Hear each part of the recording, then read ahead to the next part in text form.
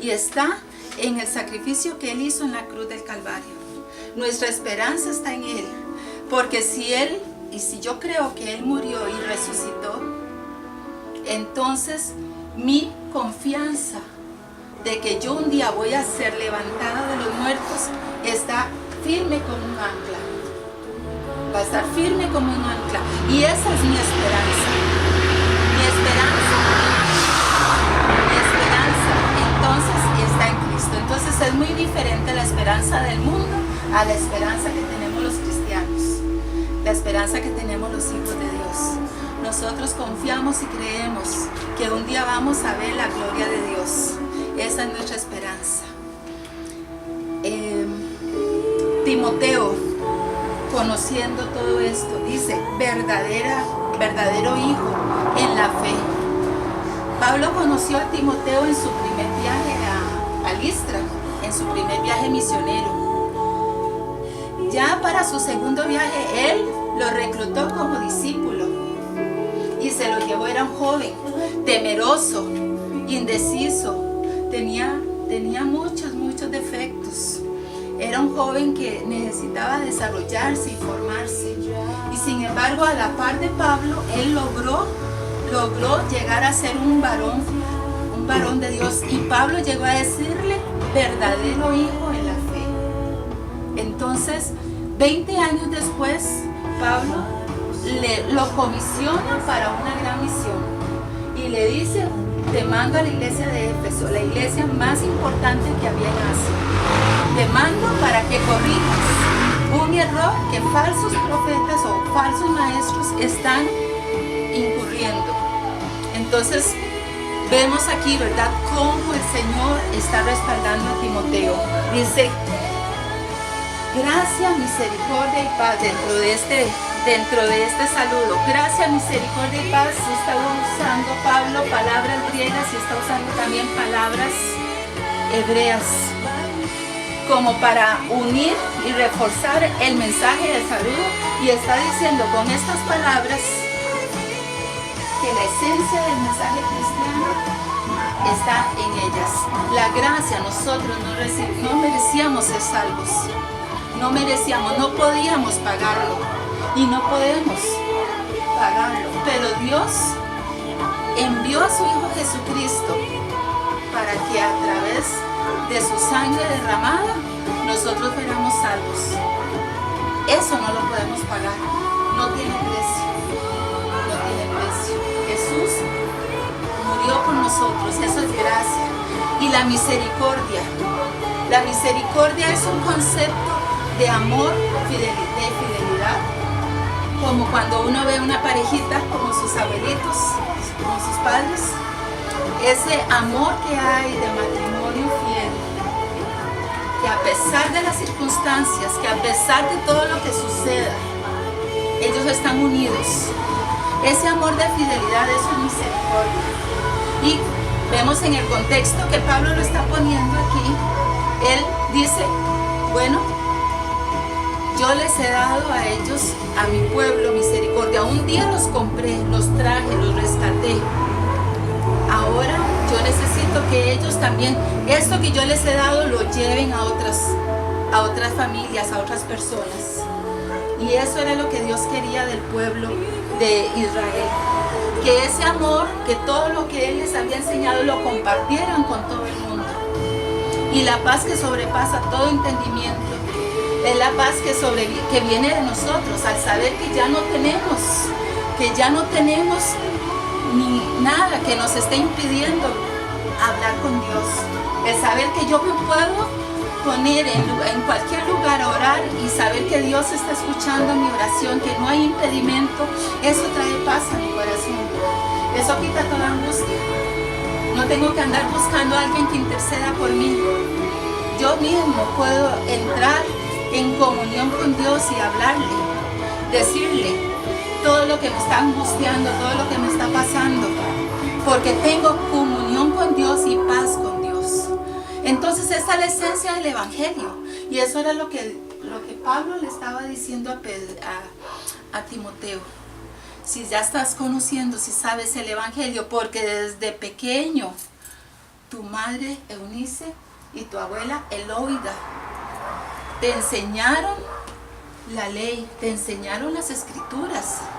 Así que desde pequeñito sabes y has caminado en la palabra de Dios y sabes lo que la palabra de Dios dice.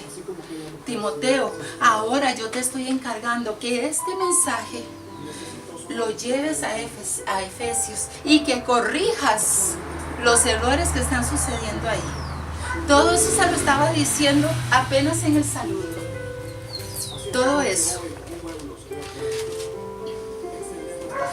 Entonces, vemos en el versículo 3 que el verdadero evangelio de salvación enseña la sana doctrina. El verdadero evangelio de salvación enseña la sana doctrina. Y ya se lo estaba diciendo Pablo, la sana doctrina es la que aprendiste desde pequeño, desde que tu abuela y que tu madre te enseñaron y que fuiste caminando. Eso es la sana doctrina. Y es tremendo, dice, como te rogué que te quedaras en Éfeso. ¿Se imaginan a un apóstol con la autoridad que tenía Pablo, con la autoridad que tenía él, decirle a Timoteo, te ruego que te quedes en Éfeso? Te ruego, o sea, hay una relación muy hermosa ahí entre el ministro de Dios, que es Pablo, y su discípulo.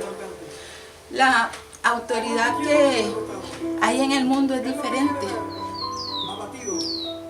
A veces en el mundo un jefe le dice a su discípulo, te ordeno que hagas esto y te pido que hagas esto.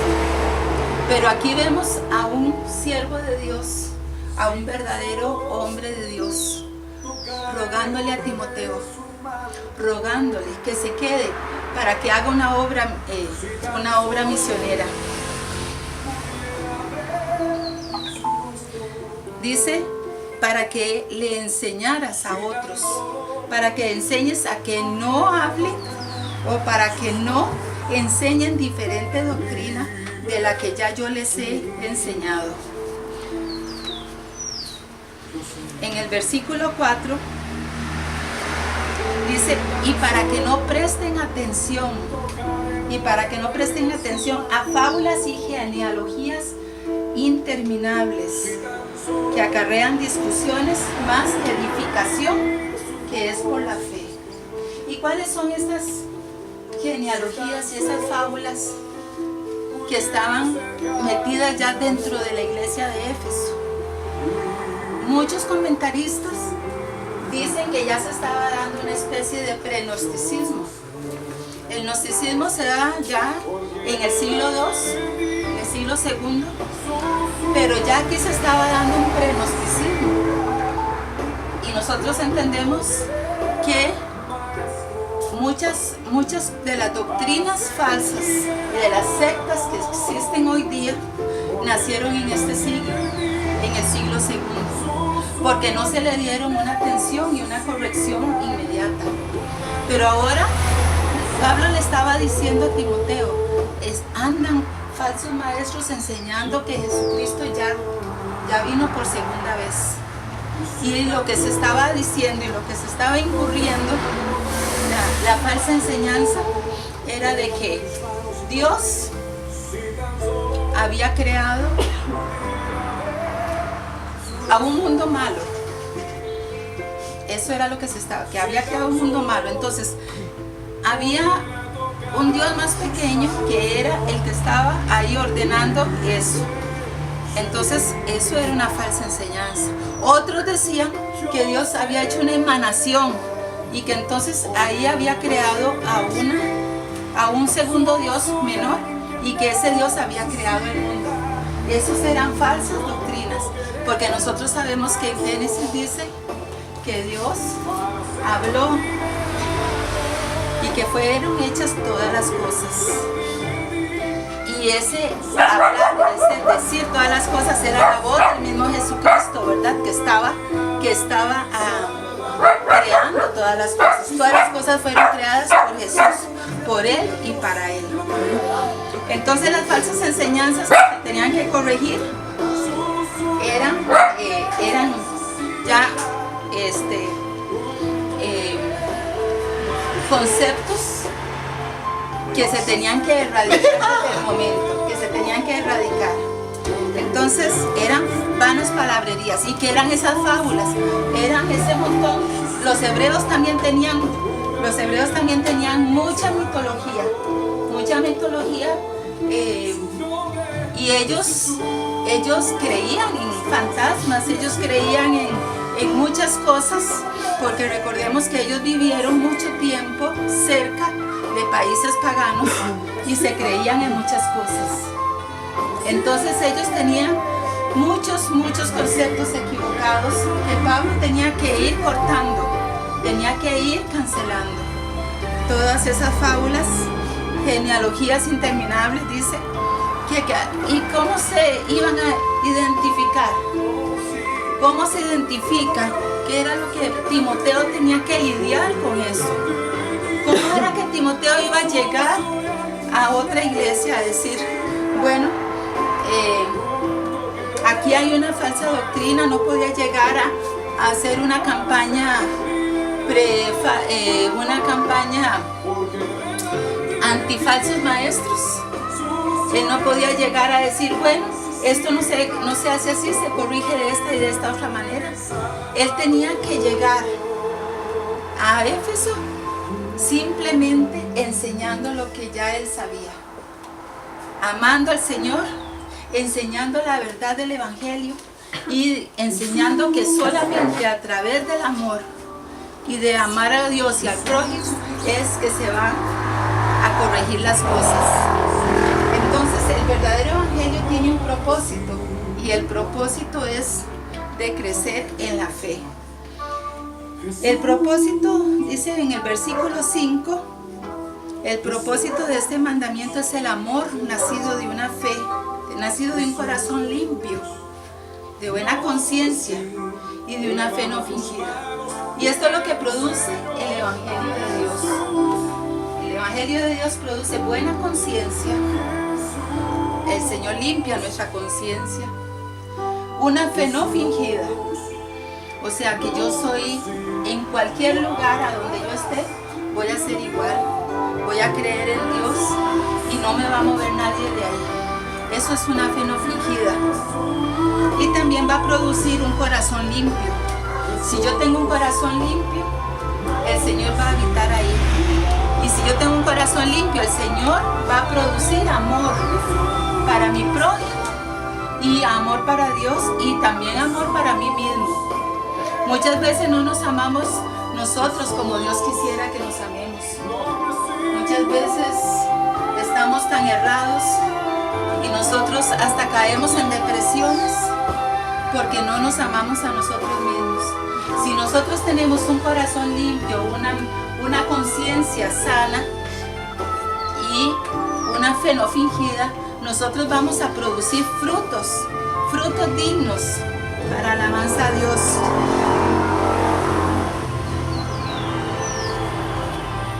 El verdadero Evangelio de Dios va a exponer el error doctrinal. O sea, ¿cuál es el error que hay en la iglesia? A veces nosotros estamos escuchando y a veces tanta palabrería y tanta palabra nos embota en el oído y no nos damos cuenta de que estamos escuchando ya una falsa doctrina. Entonces, la verdadera doctrina, la sana doctrina o el Evangelio del Señor expone el error. Y en el versículo 7 dice, pretendiendo ser doctores de la ley, estos falsos maestros, cuando no entendían ni lo que hablaban ni lo que afirmaban. Entonces, aquí Timoteo se tenía que hacer dos preguntas muy importantes. ¿Cuál era el propósito de la ley? ¿Y qué relación tiene la ley con el cristiano? Porque la ley fue dada en el Antiguo Testamento, Pero nosotros ahora estamos viviendo la gracia, estamos en un Nuevo Testamento. Entonces, ¿qué relación hay entre los dos?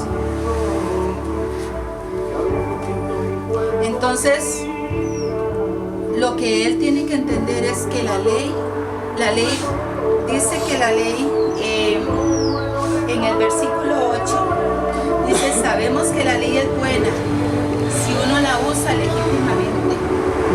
La ley fue dada para el pueblo hebreo y está bien, pero la ley lo que nos marca a nosotros y lo que nos enseña a nosotros es que nosotros hemos pecado. Y entonces hace un marco, la ley hace un marco como marcando la cancha diciendo, esto es lo que no le agrada a Dios. Entonces, si esto no le agrada a Dios, nosotros tenemos que buscar una salida para poder agradarle a Dios. Y esa salida solamente la podemos encontrar en Cristo Jesús. Jesús dijo, yo soy el camino y la verdad y la vida. Y nadie va al Padre sino por mí. Entonces, esa salida que nos da la ley nada más está a través de Jesucristo. Jesucristo es el único que nos puede mostrar el camino para el perdón de esos pecados o de ese pecado que la ley estaba marcando y diciendo. Entonces, los falsos maestros estaban torciendo la ley. Los falsos maestros estaban enseñando cosas que no estaban en la ley. Estaban torciendo la ley y estaban enseñando y engañando al pueblo de Éfeso. No sabemos qué cosas le estaban diciendo, pero sí sabemos que estaban enseñando fábulas y genealogías y cosas que no estaban en la ley. Pero también sabemos que Pablo y la Biblia nos enseñan cómo el Señor trae esta palabra para corregir ese error. Entonces, ¿cómo Pablo le estaba diciendo a Timoteo que trabajara, que hiciera? Bueno, usted vaya, enseñe lo que ya usted ha aprendido de mí, enseñe el verdadero mensaje, lo que yo te he enseñado. Ya Jesucristo murió y resucitó, pero todavía no ha venido por segunda vez. Y muchas otras enseñanzas que él tenía que corregir y que tenía que enseñar. Entonces Pablo le estaba dando la solución a Timoteo. Timoteo entonces viene, hace estas dos preguntas y entonces él comienza a trabajar. Y entonces, ¿para quién fue dada la ley? La ley fue dada, dice en el versículo 9, la ley no fue dada para el justo no la necesita. La ley fue dada para los transgresores, dice, para los desobedientes, para los impíos y pecadores, para los irreverentes y profanos.